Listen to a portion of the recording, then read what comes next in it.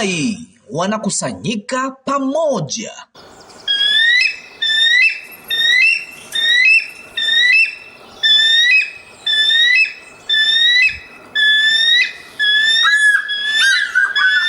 Hii ni barua ya leo Jumamosi, tarehe 28 mwezi wa 3 mwaka wa 2026, kutoka kwa nabii wa Mungu ndugu Joseph Branham wa maskani ya Branham huko Jeffersonville, Indiana, Marekani, kwa bibi harusi wa Yesu Kristo kote ulimwenguni.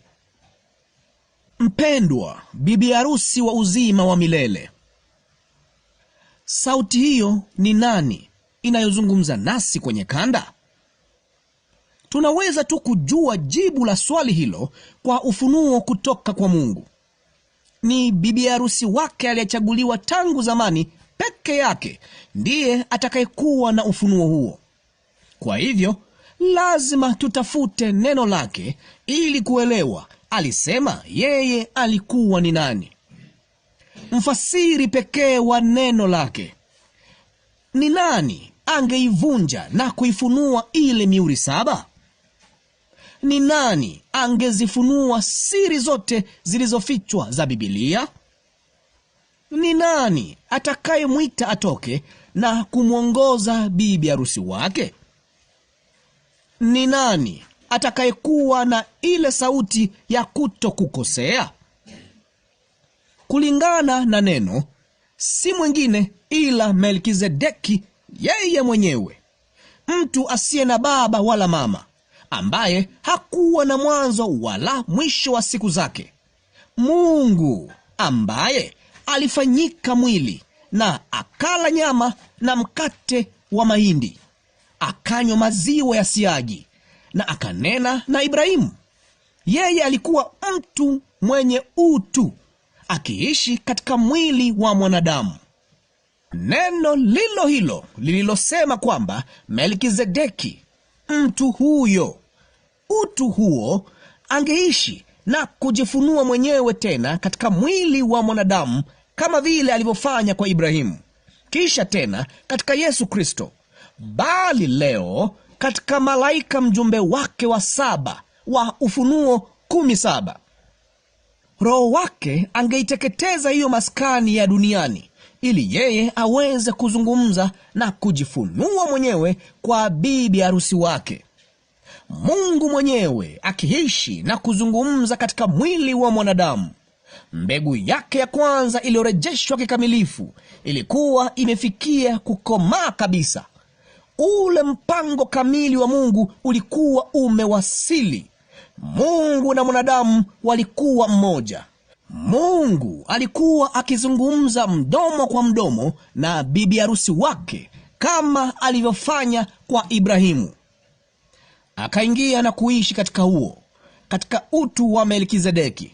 Ndipo baadaye hatukusikia tena habari za Melkizedeki kwa sababu yeye alifanyika Yesu Kristo. Melkizedeki alikuwa yule kuhani, bali akafanyika Yesu Kristo.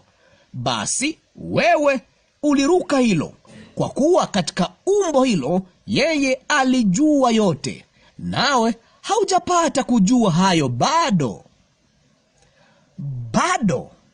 Basi sisi ni nani? Macho yetu, kimo chetu, chochote kile tulichokuwa, tulikuwa katika mawazo yake hapo mwanzo, kabla hapaja kuwepo malaika, nyota, kerubi au chochote kile. Yeye aliliwazia, akalinena, nasi hawa hapa. Hiyo ni isiyo kikomo. Hatuwezi kuelewa kwa akili zetu, bali huyo ni Mungu, Mungu asiye kikomo.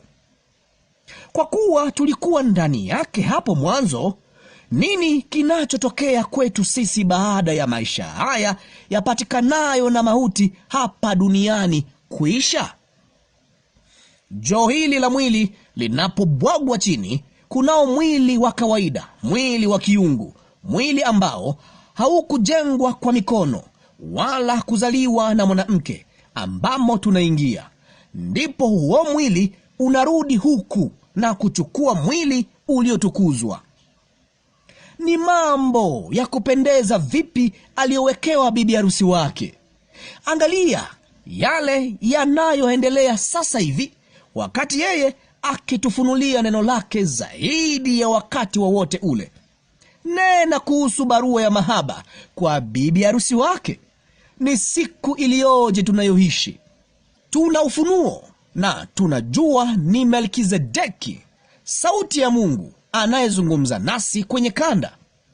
Tuna ufunuo, ndiyo mapenzi ya Mungu yaliyoandaliwa na makamilifu kwa ajili ya siku hii. Hivyo tunamjua yeye ni nani, nasi ndiye bibi harusi wake. Ufunuo huo unazidi kuwa mkubwa zaidi na zaidi kila siku. Kila siku ipitayo hutuletea furaha zaidi, ufunuo zaidi. Bibi harusi anajiweka mwenyewe tayari kwa kuketi katika uwepo wa sauti yake. Yeye anapotuambia sisi ni nani, jinsi gani yeye anavyotupenda sisi, jinsi ambavyo yeye anavyosubiri kwa hamu kuwa pamoja nasi. Njooni mjiweke tayari saa 6 mchana masaa ya Jeffersonville, ni saa 1 jioni Afrika Mashariki, kwa ajili ya kile kinachokaribia kutukia tunapoisikiliza sauti ya Melkizedeki. Ndugu Joseph Branham. Ujumbe 65-0221. Huyu Melkizedeki ni nani?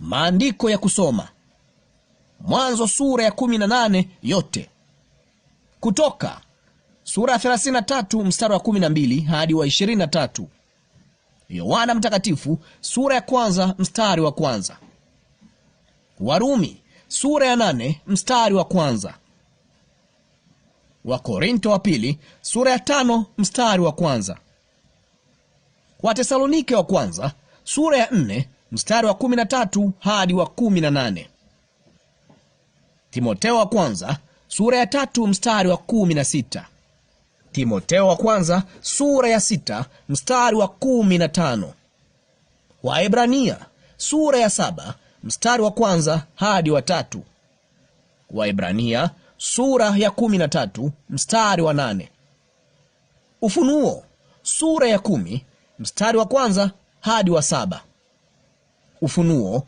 sura ya 21 mstari wa 16.